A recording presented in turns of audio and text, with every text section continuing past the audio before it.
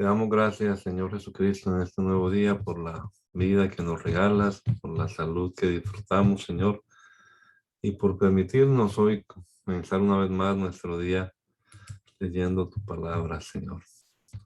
Esperamos que obres en nuestra vida a través de ella, que este rato de lectura sea provechoso para todos nosotros, Señor, que podamos realmente aprovechar este ratico aquí leyendo tu palabra y que seas tú obrando en nuestra vida, Señor.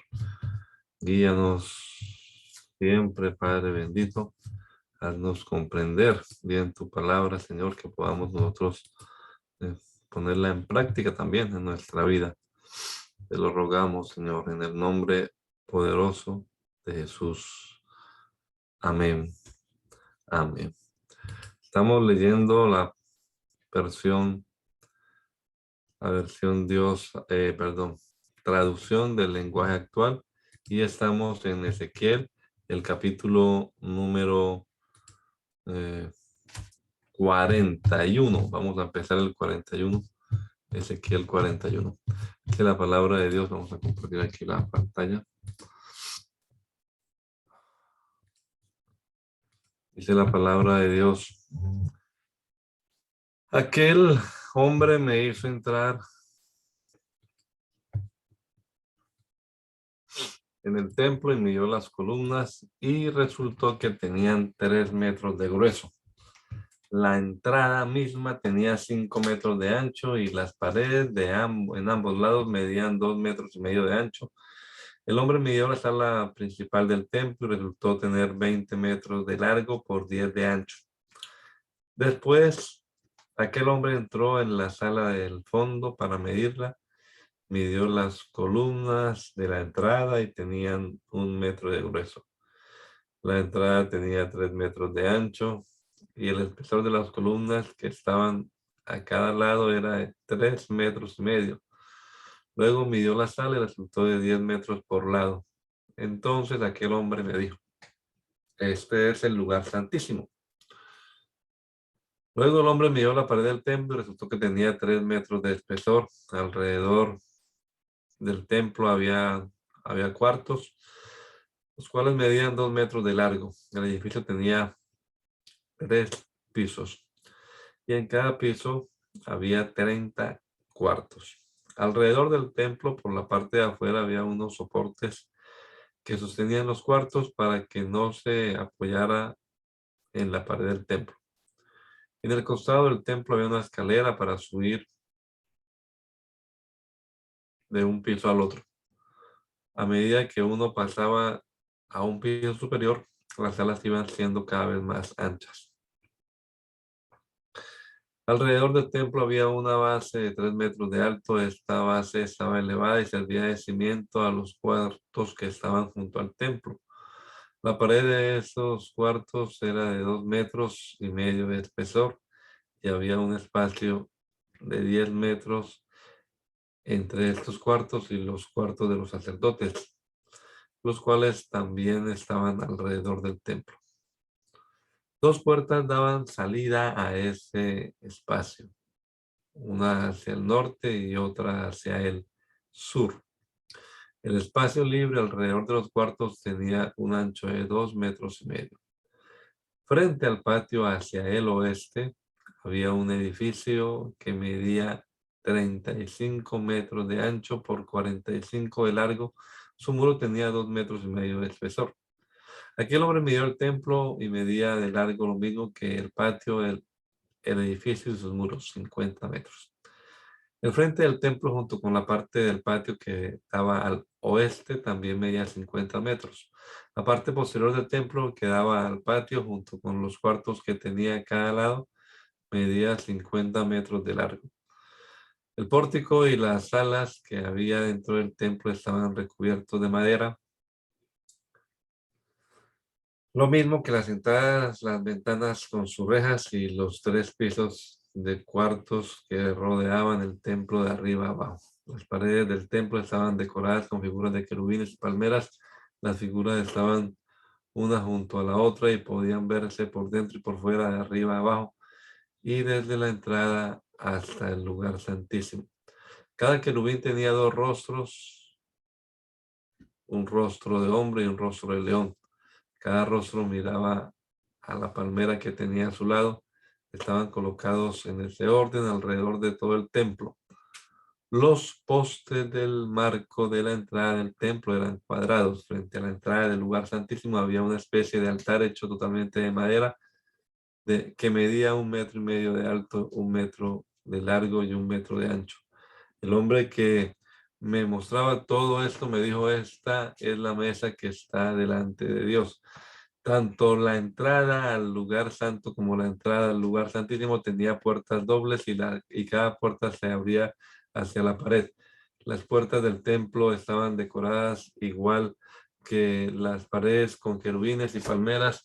Un techo de madera cubría la parte exterior del templo, el pórtico y los cuartos que estaban junto al templo. A ambos lados del pórtico y en los cuartos que estaban junto al templo había ventanas enrejadas y decoraciones de palmeras. Después aquel hombre me llevó al patio y me hizo entrar en el edificio de cuartos que estaba hacia el norte, en la parte posterior del templo, frente al patio.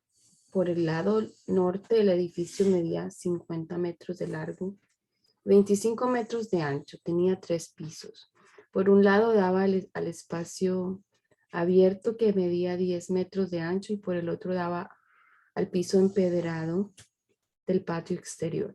Frente a los cuartos había un pasillo de 5 metros de ancho y 50 de largo.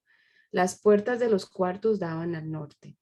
Los cuartos del piso superior eran más pequeños que los del piso intermedio y estos eran menores que los de la planta baja, porque el piso de arriba no tenía columnas como el piso de abajo.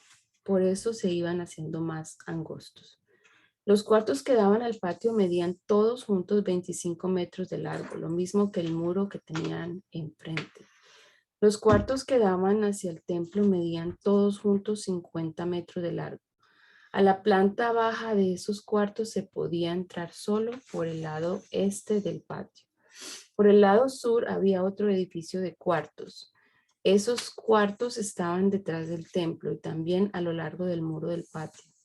En todo eran iguales a los del lado norte. A estos cuartos del lado sur se podía entrar solo por el lado este, por donde comenzaba el pasillo frente al muro. Aquel hombre me explicó lo siguiente. Los cuartos del lado norte están destinados a un uso especial, lo mismo que los del lado sur, que están frente al patio. Los sacerdotes comen allí las ofrendas que se presentan a Dios.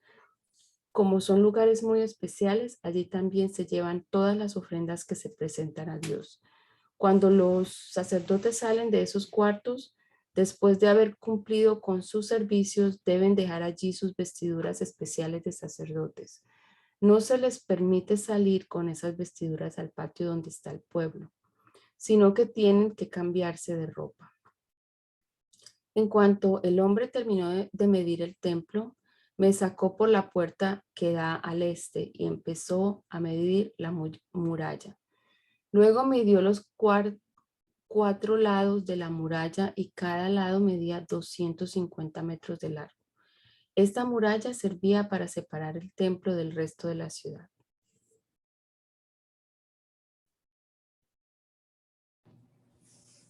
Aquel hombre me llevó a la entrada del este y vi que venía el poderoso Dios de Israel. A su paso se oía un fuerte ruido, como cuando el río lleva mucha agua, y la tierra se cubrió de luz. Al ver esto, me acordé de lo que Dios me había mostrado cuando vino a destruir a Jerusalén. Todo esto era muy parecido a lo que él me dejó ver junto al río Quebar. No me incliné hasta el suelo, mientras Dios entraba con gran poder en el templo por la puerta del este. Entonces su espíritu me puso de pie y me llevó al patio. Allí me di cuenta de que la grandeza de Dios había llenado el templo. El hombre se paró a mi lado. En ese momento oí a alguien me hablaba desde el templo, me decía: Ezequiel, hombre mortal, en este lugar he puesto mi trono, aquí es donde yo reino y donde viviré para siempre con los israelitas. No hay otro Dios como yo. No voy a permitir que ni ellos ni sus reyes vuelvan a serme infieles, ni que me falten el respeto adorando a sus reyes muertos. Tampoco volverán a construir sus palacios junto a mi templo, separados solo por una pared. Sus infidelidades me ofenden, pues yo soy un Dios diferente. Tanto me hicieron enojar que por eso los destruí. Sin embargo, si me son fieles y no vuelven a adorar a sus reyes, yo viviré siempre con ellos. Anda y di a los israelitas cómo deben ser el templo y sus salidas y entradas. Muéstrales la forma exacta y las medidas que deben tener. Descríbeles todo esto para que lo hagan tal como te lo he ordenado. Enséñales también todos los mandamientos que te he dado para que los obedezcan y se avergüencen de sus malas acciones. Esta es la ley del templo. Todo el terreno en la parte alta de la colina que rodea el templo será declarado un lugar santo. El altar tenía una forma casi piramidal y estaba hecho de 3 cuadrados de diferentes medidas. La parte inferior medía 7 metros por lado y 1 metro de alto, aunque por causa del canal que rodeaba el altar solo se veía medio metro. La parte central era cuadrada y media 6 metros por lado y 2 metros de alto. La parte superior donde se quemaban las ofrendas era cuadrada, media 2 metros por lado y tenía 2 metros de altura. Por la parte de arriba sobresalían 4 ganchos en forma de cuernos. Los escalones para subir al altar daban hacia el este. Luego aquel hombre me dijo: el Dios de Israel ordena hacer lo siguiente. Cuando el altar ya esté listo para rociarlo con sangre y presentar en él ofrendas, solo podrán acercarse al altar y servirme los sacerdotes descendientes de Sadoc. Tú les darás un ternero para que me lo presenten como ofrenda por el pecado. Yo, el Dios de Israel, lo ordeno. Después de eso, purificarás el altar con un poco de la sangre del ternero, lo rociarás en los 4 ganchos de altar, en las 4 esquinas de la parte superior y alrededor de todo el borde. Luego tomarás el ternero que se ofreció por el pecado y lo quemarás afuera del templo, en el lugar señalado. El segundo día presentarás como ofrenda por el pecado un cabrito sin defectos, y los sacerdotes harán lo mismo que hicieron con el ternero para purificar el altar. Una vez que hayan presentado estas ofrendas, tomarás un ternero y un carnero que no tengan ningún defecto y me los presentarás como ofrenda. Los sacerdotes les echarán sal y los quemarán por completo en mi honor. Durante 7 días me presentarás diariamente como ofrenda por el pecado un cabrito, un ternero y un carnero que no tengan ningún defecto. Cada día los sacerdotes purificarán por completo el altar y así quedará consagrado a mi servicio. A partir del 8º día, los sacerdotes podrán presentarme las ofrendas que ustedes lleven para quemarlas en mi honor y las ofrendas para pedirme salud y bienestar. Entonces yo los aceptaré a ustedes con mucho gusto. Yo, el Dios de Israel, lo afirmo. Más tarde aquel hombre me llevó a la puerta exterior del templo, la cual daba al este y estaba cerrada. Entonces Dios me dijo: esta puerta debe estar siempre cerrada. Nadie podrá abrirla ni entrar por ella, porque por ella he pasado yo, el Dios de Israel.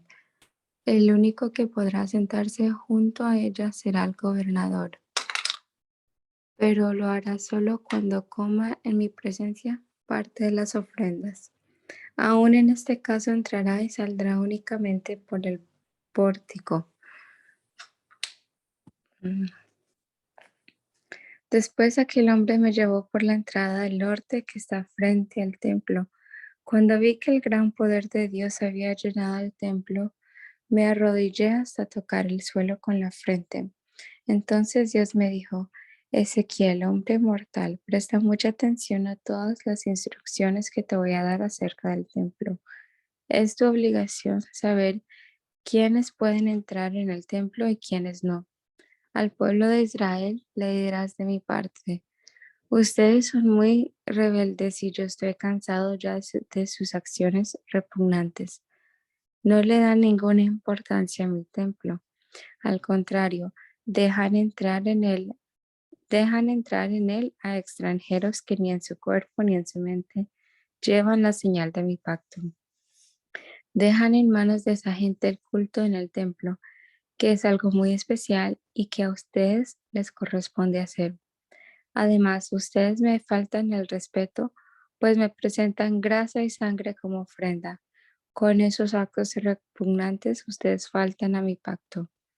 Por eso yo les aseguro que no entrará en mi templo nadie que no sea israelita.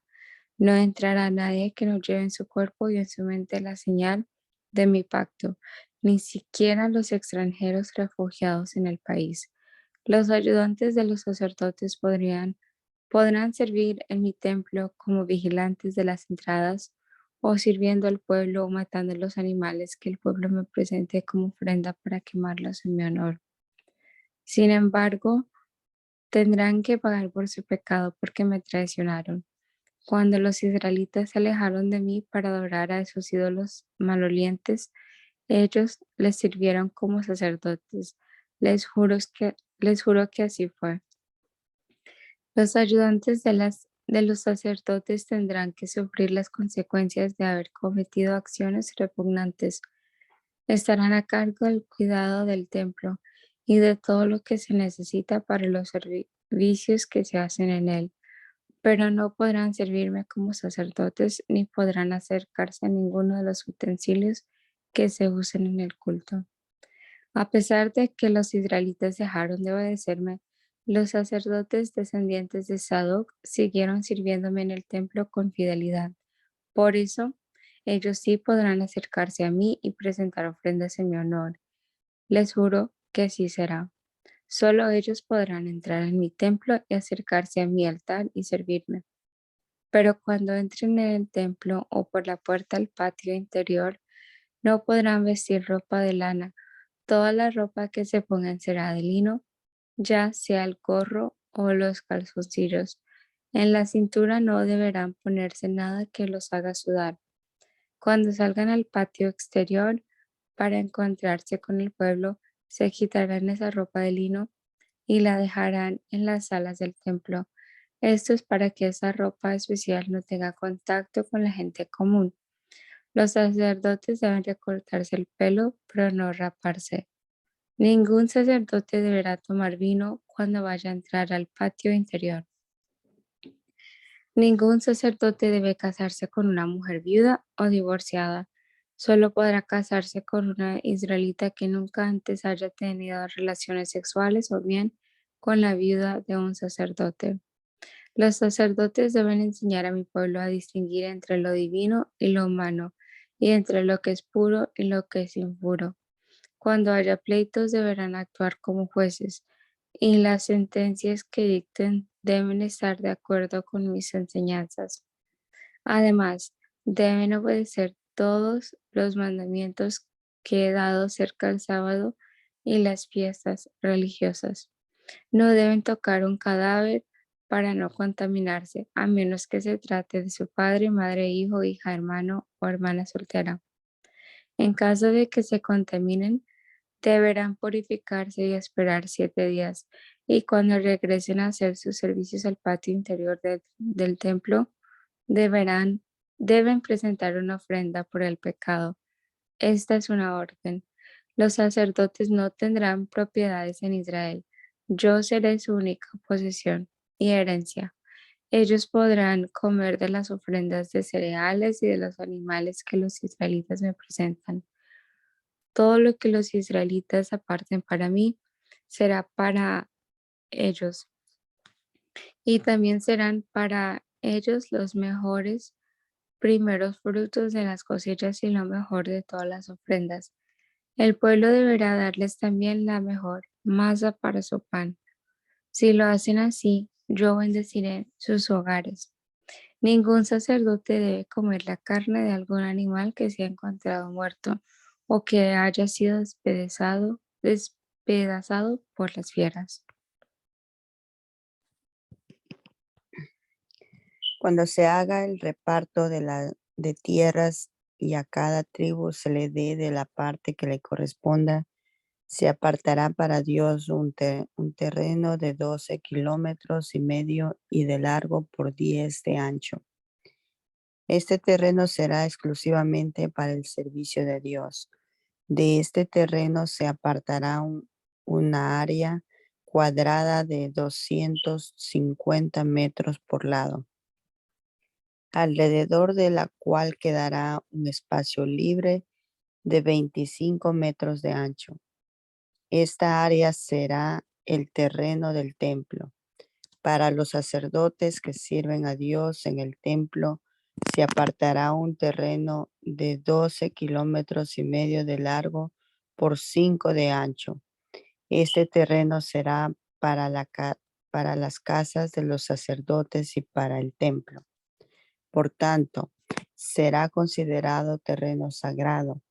A los ayudantes de los sacerdotes se les dará un terreno también de 12 kilómetros y medio de largo por 5 de ancho, para que tengan ciudades donde vivir. Por último, se apartará un terreno de 12 kilómetros y medio de largo por 2 kilómetros y medio de ancho. Este terreno será para la ciudad de todo el pueblo de Israel y quedará junto al terreno sagrado del templo. También se apartará un terreno para el gobernador. Este terreno quedará a ambos lados del terreno del templo y del terreno para la ciudad. Por el oeste extenderá hacia el mar Mediterráneo. Por el este se extenderá hacia el río Jordán. De este a oeste el terreno medirá de largo los mismos que cualquier terreno de las tribus de Israel. El gobernador de Israel tendrá su propio terreno, así que no deberá quitarse terreno a nadie. Cada tribu de Israel tendrá su propio terreno.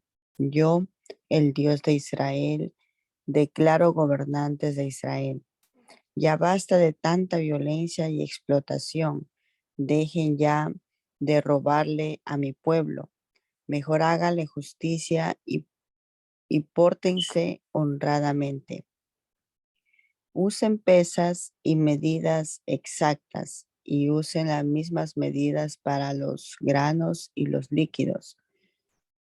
La medida básica debe ser de 220 litros y dividirse en 10 y hasta 100 unidades. Para las medidas de peso, usen la medida básica de 5 kilos, que podrán dividir en 50 y hasta 1000 unidades. Para las ofrendas de trigo y de cebada, deberán dividir sus cosechas en 60 partes iguales y me presentarán como ofrenda de una de ellas. También deben presentarme como ofrenda uno de cada 100 litros de aceite que produzcan. De sus ovejas me darán una de cada 200, pero de las mejores alimentadas,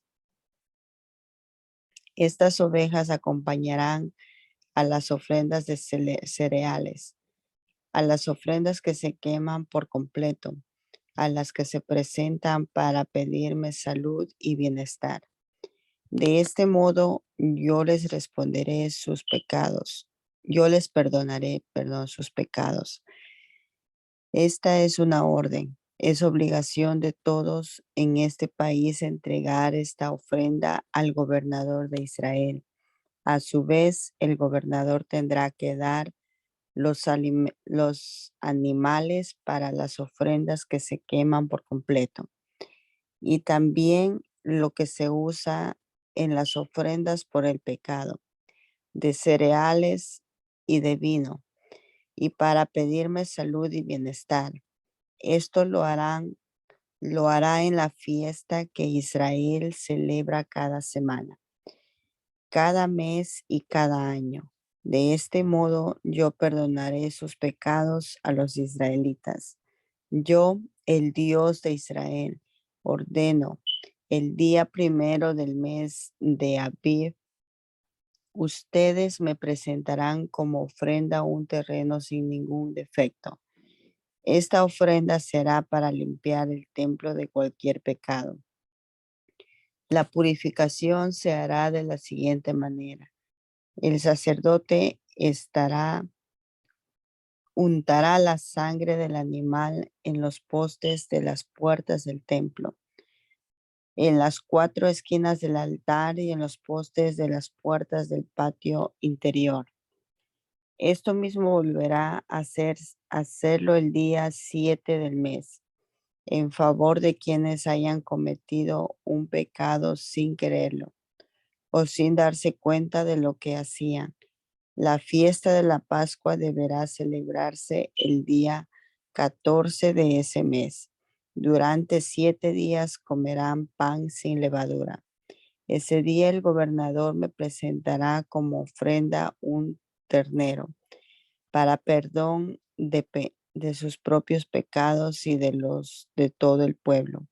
Además, en cada uno de los 7 días de la fiesta del gobernador me presentará como ofrenda 7 terneros y 7 carneros sin ningún defecto.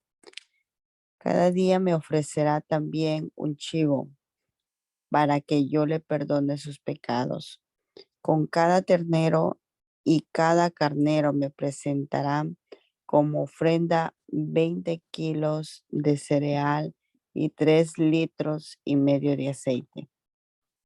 El día 15 del mes de Etanim se celebrará la fiesta de las enramadas.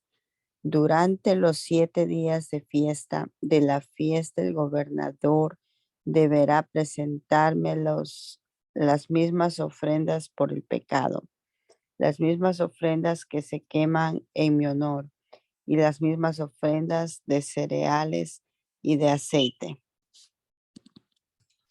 Durante los 6 días de trabajo, la puerta del lado este del patio interior estará cerrada. Solo se abrirá el sábado y el día en que haya luna nueva. Esta es una orden. El gobernador entrará al pórtico viniendo del patio exterior y se detendrá junto al marco de la entrada. Allí mismo en la entrada el gobernador se arrodillará hasta tocar el suelo con su frente para adorarme. Mientras tanto, los sacerdotes quemarán los animales en mi honor y presentarán las ofrendas para pedirme salud y bienestar. Luego saldrá el gobernador y la puerta permanecerá cerrada hasta el anochecer. Los sábados y los días de luna nueva, el pueblo en general me adorará frente a esa misma puerta. El gobernador, por su parte, deberá presentarme como ofrenda los siguientes animales. Cada sábado me ofrecerá 6 corderos y un carnero sin ningún defecto. Con cada carnero me ofrecerá 20 kilos de cereal, pero con los corderos me ofrecerá solamente lo que puedan dar. Con cada 20 kilos de cereal me ofrecerá 3,5 litros de aceite. Cada mes, en el día de luna nueva, me presentará un ternero, 6 corderos y un carnero sin ningún defecto. Con cada ternero y con cada carnero me ofrecerá 20 kilos de cereal. Con los corderos me ofrecerá lo que pueda dar. Con cada 20 kilos de cereal me ofrecerá también 3,5 litros de aceite. El gobernador entrará y saldrá por el pórtico de la entrada, pero durante las fiestas, cuando el pueblo entre a adorar a Dios, se hará lo siguiente. El que entre por la puerta norte saldrá por la puerta sur, y el que entre por la puerta sur saldrá por la puerta norte. Nadie podrá salir por la misma puerta que entró, siempre saldrá por la puerta opuesta. El gobernador deberá acompañar siempre al pueblo tanto cuando entre al templo como cuando salga. En cada una de las fiestas las ofrendas se presentarán de la siguiente manera. Con cada carnero y con cada terneros me ofrecerán 20 kilos de cereal. Con los corderos me ofrecerán lo que puedan dar. Con cada 20 kilos de cereal me ofrecerán también 3,5 litros de aceite. Cuando el gobernador me presente una ofrenda voluntaria, ya sea para que se queme por completo o para pedirme salud y bienestar, se abrirá la puerta del este para que me ofrezca el animal como se hace los sábados. Una vez que me presente sus ofrendas y haya salido, volverá a cerrarse la puerta. Todas las mañanas, sin falta, deberán ofrecerme un cordero de 1 año sin ningún defecto para que sea quemado en mi honor.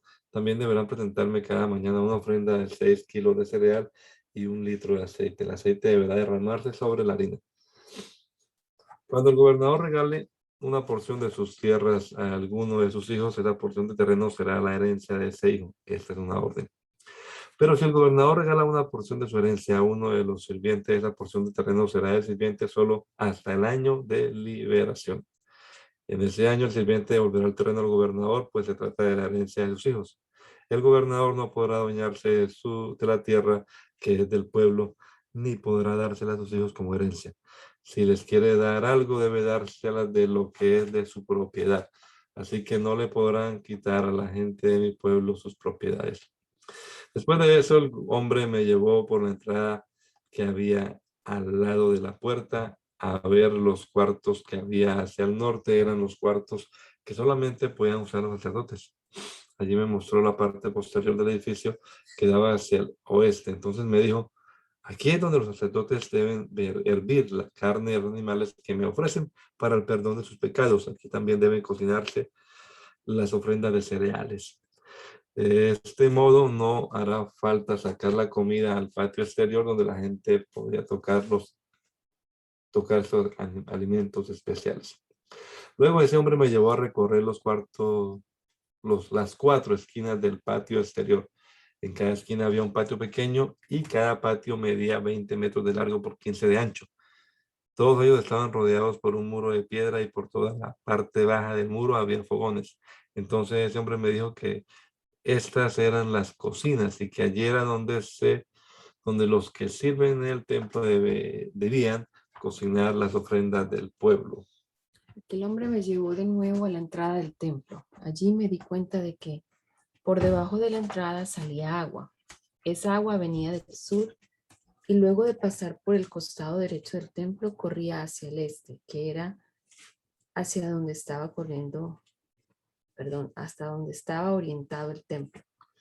Luego aquel hombre me hizo salir por la puerta norte y rodeando el templo por la parte de afuera me llevó hasta la entrada del este.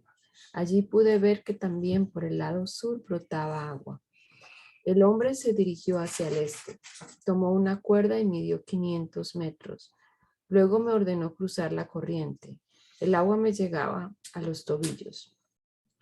Enseguida midió otros 500 metros y nuevamente me ordenó cruzar la corriente. Ahora el agua me llegaba a las rodillas. El hombre midió otros 500 metros y otra vez me hizo cruzar la corriente. Para entonces el agua me llegaba a la cintura. Midió 500 metros más y la corriente era ya un río muy hondo que no pude cruzar a pie.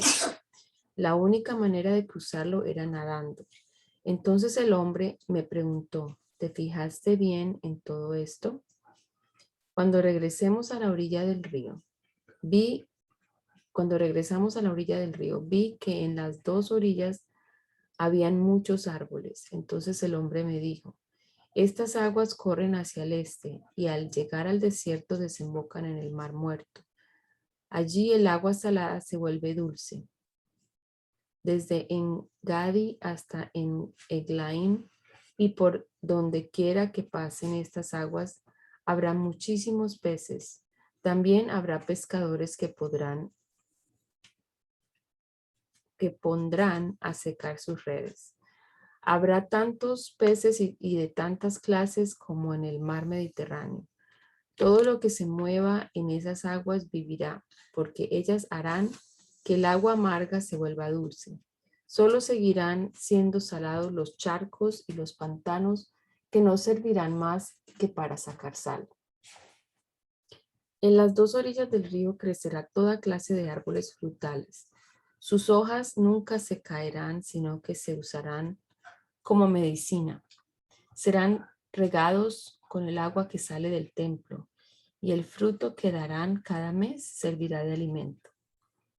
Dios ha establecido ya los límites de la tierra de Israel. Él mismo ha dicho: esta tierra se la prometí a los antepasados de ustedes y es la herencia que les daré. Ustedes deberán repartirla por partes iguales entre las 12 tribus, pero a la tribu de José deben darle 2 partes.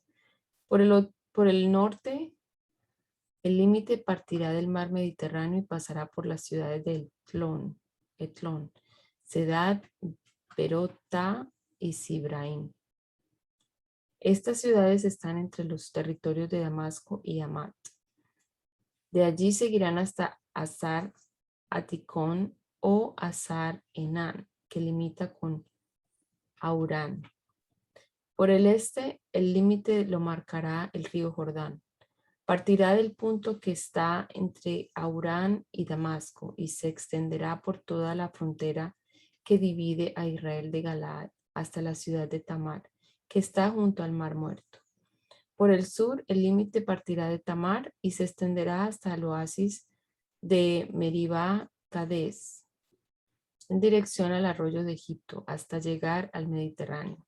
Por el oeste, el límite será el mar Mediterráneo, desde la frontera con Egipto hasta la costa que está frente a la entrada de Hamat. Esta tierra es su herencia y deberán repartirla por sorteo entre las 12 tribus de Israel. En el reparto deben incluir a los extranjeros refugiados y también a los hijos que ellos tengan mientras vivan entre ustedes. Sus hijos tendrán el mismo derecho que los israelitas por nacimiento. El territorio que les den lo tomarán de la tribu donde estén viviendo. Esta es una orden de Dios. Esta es la lista de las tribus de Israel.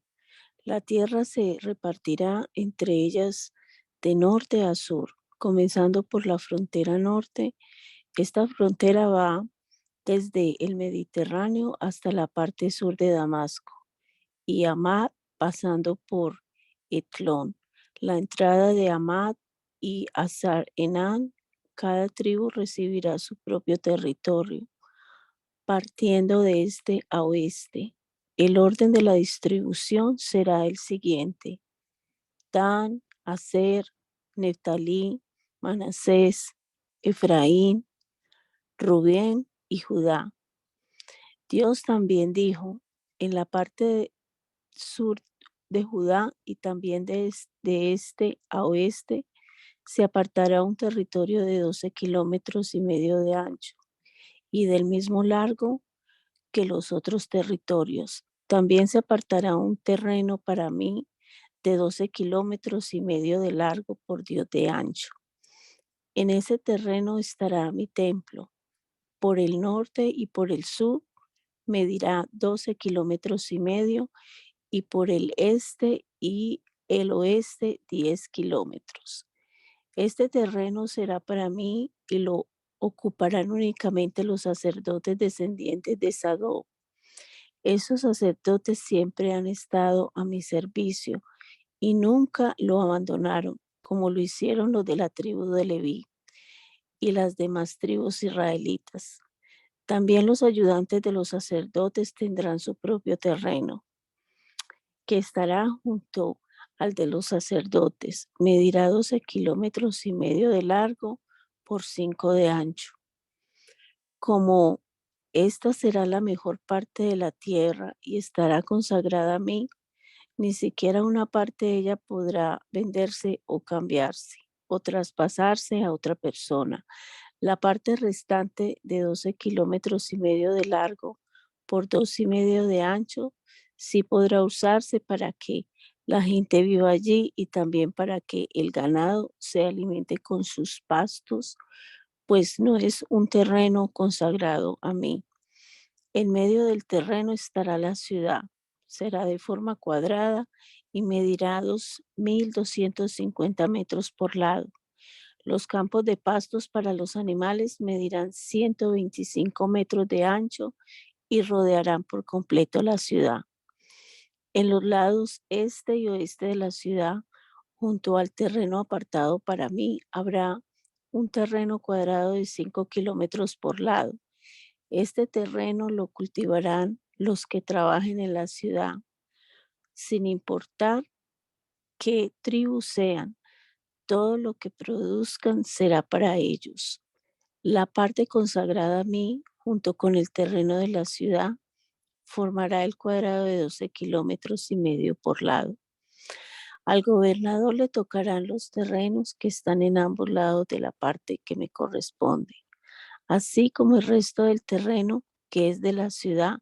El terreno del lado este se extenderá hasta la frontera este y el terreno del lado oeste se extenderá hasta el mar Mediterráneo. Cada terreno medirá 12 kilómetros y medio de ancho y ambos correrán paralelos a los terrenos de las tribus. En el centro estarán el templo y la parte que me corresponde. Los terrenos de los ayudantes de los sacerdotes y los de la ciudad quedarán en medio del terreno del gobernador, entre los territorios de Judá y de Benjamín.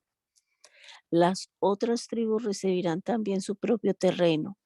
El orden será el siguiente, partiendo de norte a sur y de este a oeste. Benjamín, Simeón, Isaacar, Zabulón y Gad. Al sur del territorio de Gad, la frontera irá de este a oeste, partiendo de Tamar y hasta llegar al mar Mediterráneo, pasando por el oasis de Meribá, Cades y el arroyo de Egipto.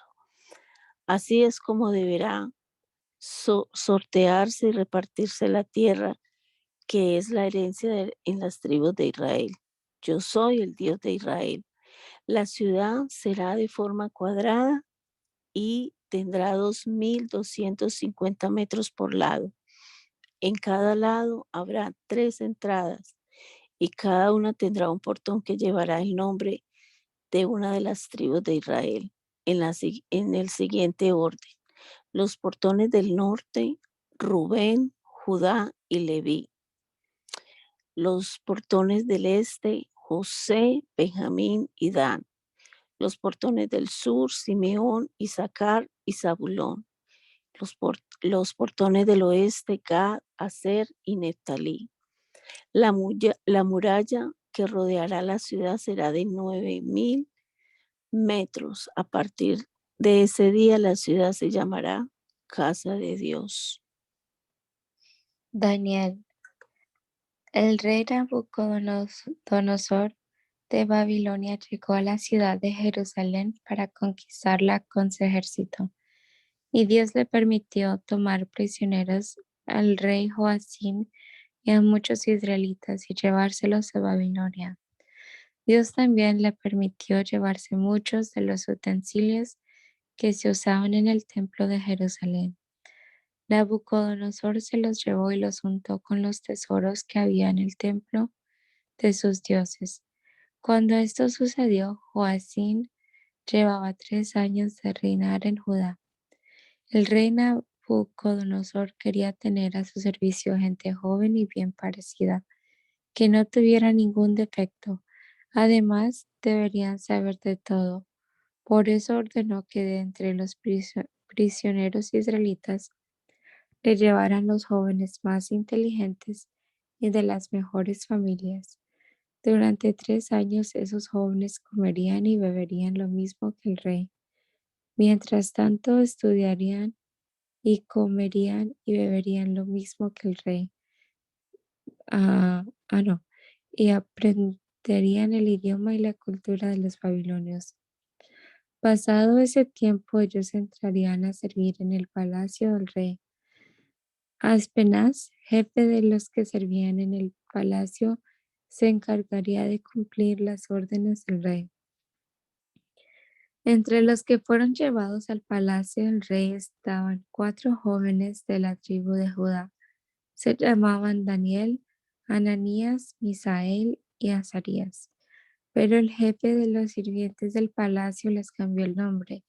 A Daniel le puso Belsasar, a Ananías le puso Sadrach, a Misael le puso Mesac y a Azarías le puso Abednego. Daniel decidió no comer ni beber lo mismo que el rey, porque para él eso era un pecado. Por eso le pidió a Espenaz que no los obligara a pecar ni a él ni a sus amigos comiendo sus alimentos. Y aunque Dios había hecho que Daniel le cayera bien a Aspenaz, de todos modos Aspenaz le dijo, el rey ya decidió lo que ustedes deben comer y beber, y yo le tengo miedo. Si llega a ver que ustedes tienen cara de enfermos mientras que los otros jóvenes se ven sanos, me mandará a matar, y de eso ustedes tendrán la culpa. Entonces Daniel fue a hablar con quien estaba encargado de cuidar de él y de sus amigos y le dijo, nosotros somos sus humildes servidores. Yo le ruego a usted que haga con nosotros una prueba de 10 días. Durante este tiempo, denos usted de comer solamente verduras y de beber solamente agua.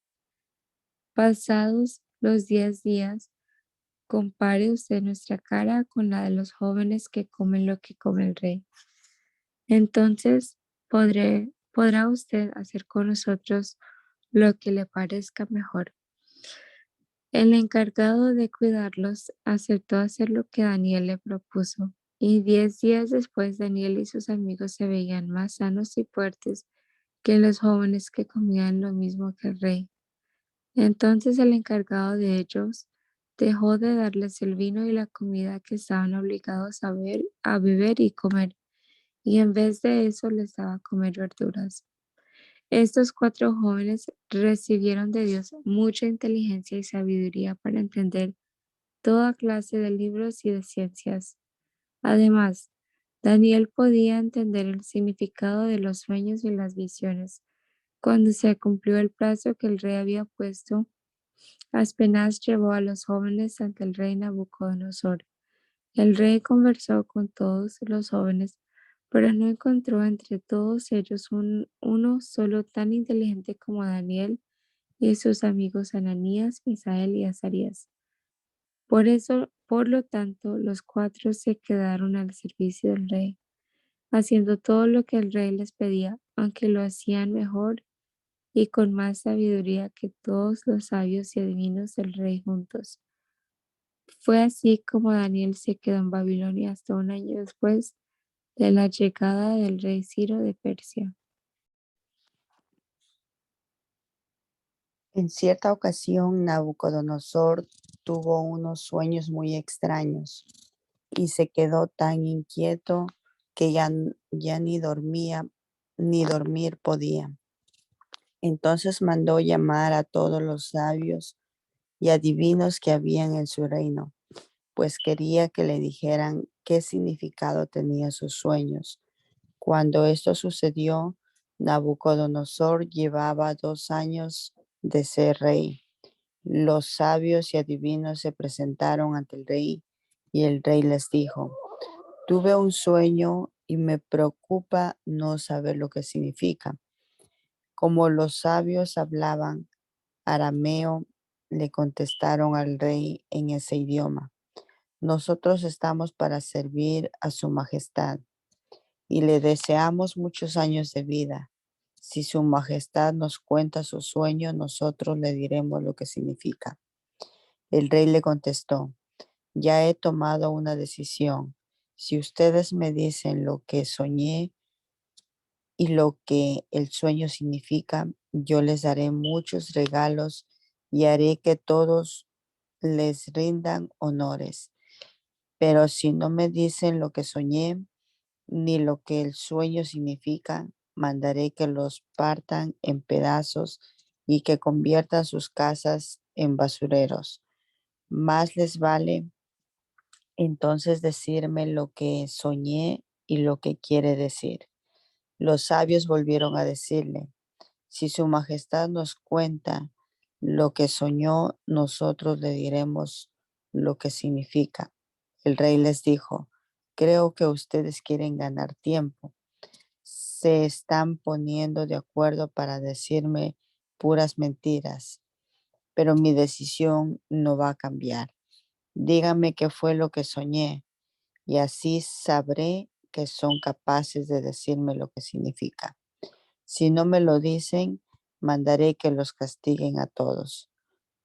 A todos los sabios se defendieron.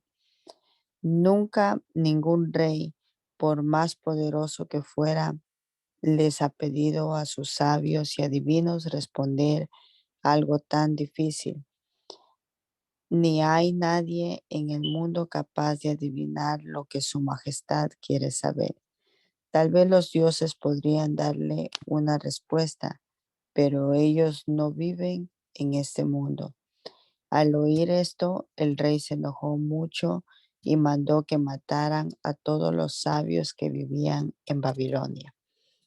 Así que también buscaron a Daniel y a sus amigos para matarlos. El jefe de los soldados del rey, que se llamaba Arioc, se dispuso a matar a todos los sabios de Babilonia. Pero Daniel fue a verlo y con mucho tacto le preguntó por qué había ordenado al rey matar a todos los sabios. En cuanto Arioc le explicó la razón de la orden, Daniel fue a hablar con el rey y se comprometió a explicarle el significado del sueño, pero le dijo que para eso necesitaba un poco más de tiempo. Después fue a su casa y allí les contó a sus amigos lo que pasaba. También les pidió que oraran a Dios por él, para que no les pasara nada ni a él ni a ellos, ni a los sabios de Babilonia. Esa misma noche Dios ayudó a Daniel y le aclaró el misterio del sueño. Entonces Daniel bendijo a Dios con estas palabras: Dios mío, solo tú eres sabio y poderoso. Bendito seas por siempre. Tú eres el Dios de la historia. Todo en el mundo sucede porque quieres que suceda. A unos los haces reinar y a otros los quitas del trono. Tú haces que los sabios entiendan los misterios más profundos. Donde tú te encuentras, no hay lugar para las sombras, porque la luz eres tú. A ti, Dios de mis padres, te doy gracias y te alabo, porque me has hecho entender qué fue lo que el rey soñó. Después de eso, Daniel fue a ver a Arioc y le dijo: antes de que mate usted a alguien, lléveme a ver al rey. Yo le voy a explicar lo que quiere decir su sueño. Enseguida Arioc presentó a Daniel ante el rey y le dijo: tengo aquí un jovencito de los que trajimos de Judá. Dice que él puede decir a su majestad lo que significa su sueño. En Babilonia conocían a Daniel como el hombre de Belsasar. Entonces el rey le dijo a Daniel: así que tú vas a decirme lo que soñé y lo que significa mi sueño. Y Daniel le contestó: no hay ningún sabio ni adivino capaz de adivinar lo que su majestad quiere saber. Yo mismo no soy más sabio que nadie, pero en el cielo hay un Dios que conoce todos los misterios. Mientras su majestad dormía, pensaba mucho en el futuro y comenzó a soñar. Pues bien, Dios ha hecho ver a su majestad en esos sueños lo que está por suceder, y a mí me ha dado a conocer el significado de esos sueños. Su Majestad soñaba que veía una estatua muy grande y fea, la cual le causaba mucho miedo. La cabeza de la estatua era de oro, oro puro. El pecho y los brazos eran de plata. El vientre y los muslos eran de cobre y las piernas eran de hierro, pero los pies eran de una mezcla de hierro y barro. Mientras su majestad contemplaba la estatua, una piedra que nadie arrojó vino rodando, golpeó a la estatua en los pies y la estatua se vino abajo. Todos los metales de la estatua se hicieron polvo. Enseguida vino un viento muy fuerte y se llevó todo eso como si fuera paja. Nunca volvió a encontrarse nada de la estatua. Sin embargo, la piedra que golpeó la estatua llegó a ser una gran montaña. Era tan grande que llenaba toda la tierra. Este sueño quiere decir que su majestad es el rey más poderoso de todos los reyes. Su majestad es la cabeza de oro, pues el Dios del cielo lo ha hecho rey y le ha dado mucho poder y mucha honra. También te ha dado poder sobre toda la gente que vive en la tierra y sobre todos los animales que hay en la tierra y en el cielo. Después de su majestad habrá otro rey, menos importante que usted. Luego vendrá un tercer rey, representando por el cobre, que dominará toda la tierra. Por último, vendrá otro rey que tendrá la fuerza del hierro. Este rey vencerá a los otros reyes, así como el hierro vence a los otros metales. Su majestad vio en su sueño que los pies de la estatua eran de hierro y de barro.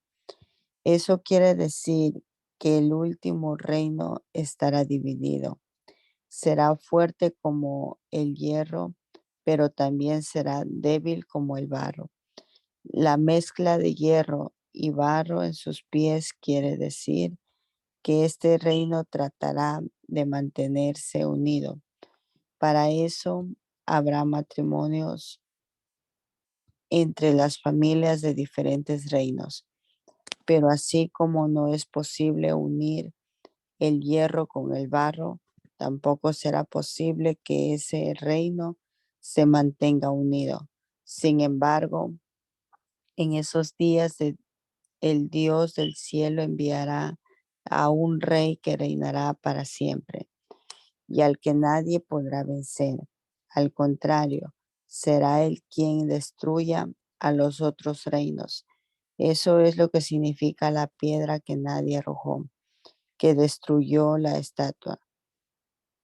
Su majestad, esto es lo que el gran Dios quiere que usted sepa acerca del futuro. Tanto el sueño como su significado son verdad, y todo pasará como se lo he dicho. Cuando el rey Nabucodonosor oyó esto, se arrojó al suelo con la intención de adorar a Daniel. Además, ordenó que le presentaran a Daniel ofrendas, como si Daniel fuera Dios. Luego le dijo a Daniel: no hay duda, tu Dios es el Dios de todos los dioses, es el Rey de todos los reyes. Él lo sabe todo, y por eso tú pudiste explicarme este sueño tan misterioso. Enseguida el rey le dio muchos regalos costosos y además lo nombró gobernador de toda Babilonia y jefe de todos los sabios. Entonces Daniel le pidió al rey que pusiera a sus amigos en puestos de mucha importancia. Y así Sadrach, Mesach y Abednego llegaron a ser administradores en Babilonia. Daniel, por su parte, se quedó en la corte del rey. Te damos gracias, Señor Jesucristo, por este rato que pudimos pasar aquí juntos frente a tu palabra, leyendo a estos profetas, Ezequiel, Daniel, y procurando sacar estos principios que deben regir nuestra vida de acuerdo a tu soberana voluntad, Señor. Esperamos que sigas obrando en cada uno de nosotros, que tu presencia se manifieste en nuestra vida, Señor, que seas tú guardándonos en este día, sanando los cuerpos enfermos, glorificándote, Padre amado, en cada una de nuestras debilidades. Ponemos todos nuestros quehaceres de este día en tus manos, Señor, y esperamos poder vivir estas horas para tu honra y para tu gloria. Lo rogamos, Dios, en el nombre poderoso de Jesús. Amén. Amén.